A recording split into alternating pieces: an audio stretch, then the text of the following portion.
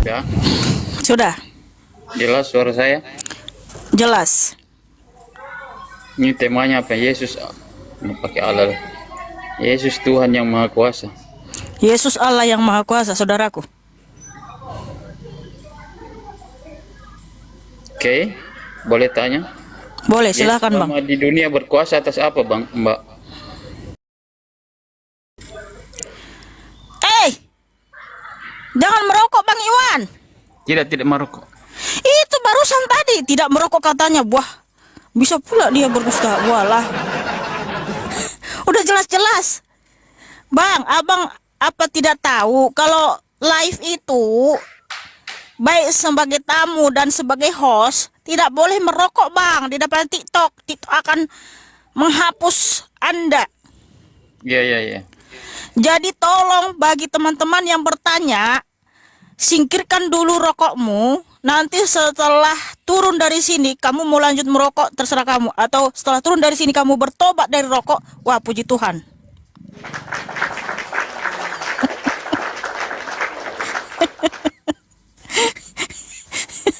Dan saya mengharapkan pertobatan. Ya. Tuhan Yesus Pertanyaan tadi mengharap saya. pertobatanmu. Iya, pertanyaan saya tadi tolong dijawab. Tuhan Yesus Kristus berkuasa baik di surga maupun di bumi Bang, sesuai dengan firman Tuhan di Matius 28 ayat 18. Di bumi berkuasa atas apa?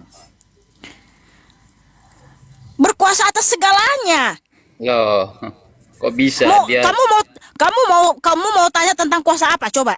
Coba kasih dalilnya dia berkuasa atas apa? Dia saja tidak sampai berkuasa sudah mati.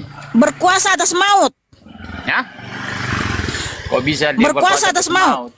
Baru dia menikmati. Kamu tahu Maksudnya nggak? gimana itu?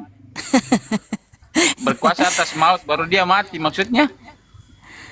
Begini saja saya mau tanya. Kamu mau tanya tentang kuasa apa nih? Karena Tuhan Yesus Kristus yang berkuasa baik di surga maupun di bumi. Kamu mau tanya tentang kuasa apa? Silakan, monggo.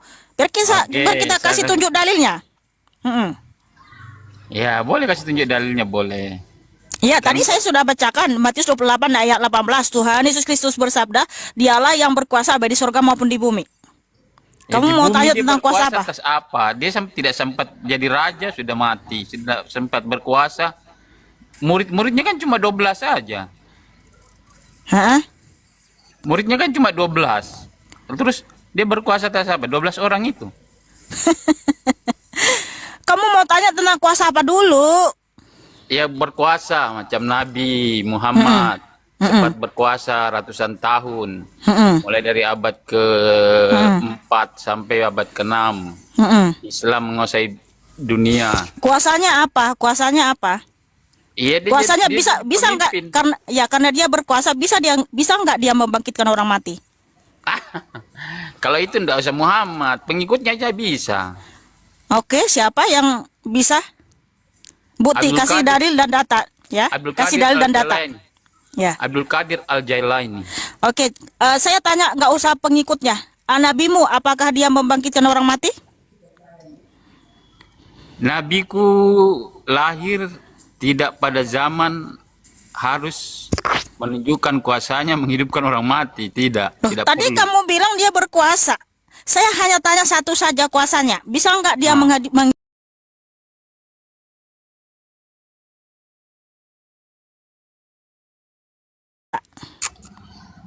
Yang membangkitkan orang mati itu menghidupkan dan mematikan itu Sang Pencipta.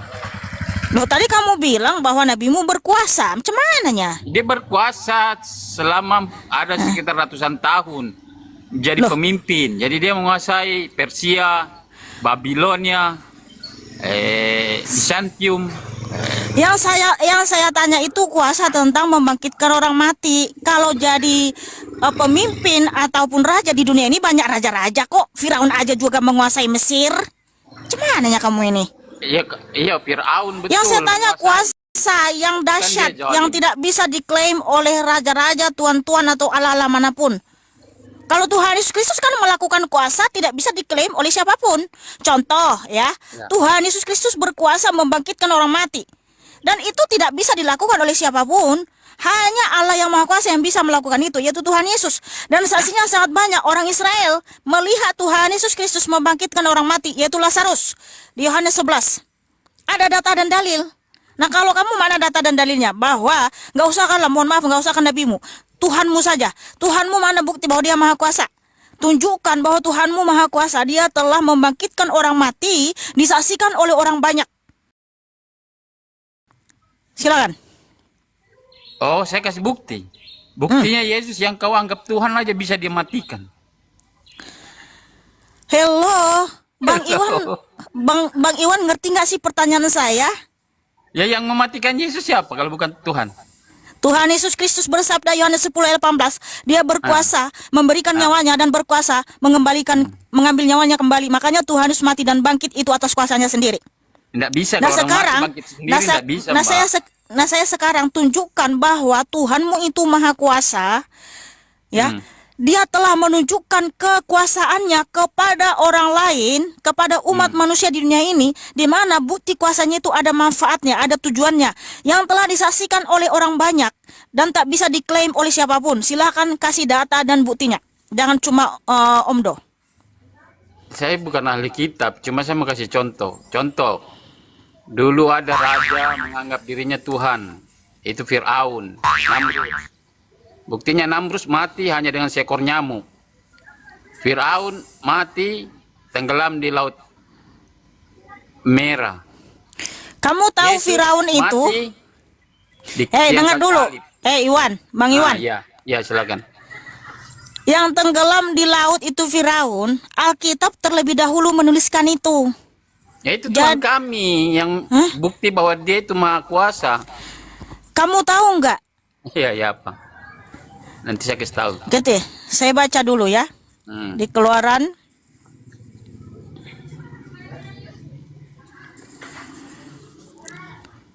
Oke. Nih. Apa itu? Ini bukti bahwa Tuhan Yesus Kristus itu Maha Kuasa. Ya.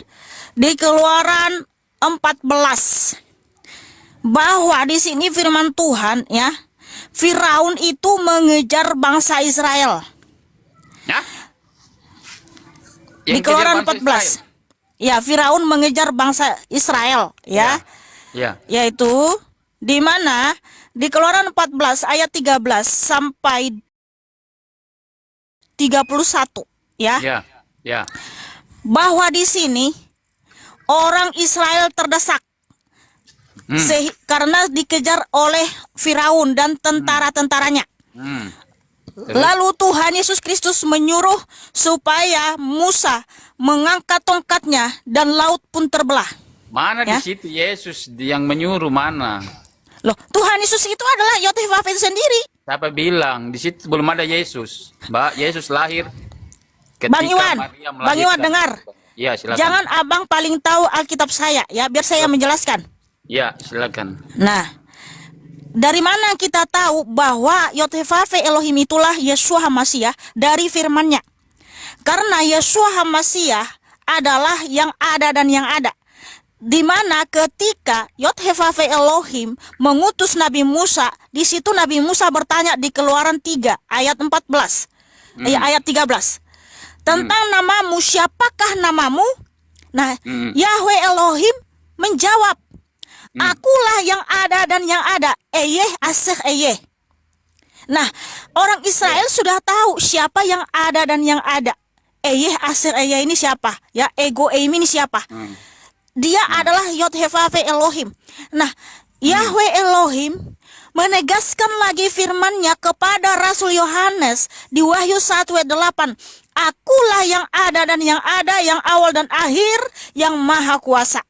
Karena apa? Yotefafe Elohim itulah Yeshua HaMashiach itu sendiri, ya. Tidak Makanya ada dalilnya bahwa itu tadi yang saya bacakan barusan. Yang saya bacakan barusan. Mengatakan bahwa Yotefafe adalah Yesus. Oke. Di mana Sekali lagi, mengatakan Yotefafe ada Yesus?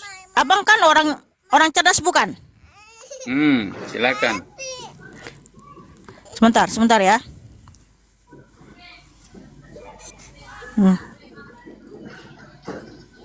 Nah, oke. Jadi Yahweh Elohim itu kan kita mengenal dia dari firman-Nya ya, dan juga karya-karya dan kuasanya ya. Nah, di Keluaran 3 ayat 13 dan 14 di sini Nabi Musa bertanya kepada Yod-Heh-Vah-Veh Elohim. Tetapi apabila aku mendapatkan orang Israel dan berkata kepada mereka, Elohim nenek moyangmu telah mengutus aku kepadamu, dan mereka bertanya kepadaku, bagaimana tentang namanya? Apakah yang harus kujawab kepada mereka? Nah, di sini Nabi Musa bertanya tentang nama dari Tuhan yang berbicara ya di semak belukar yang ada api.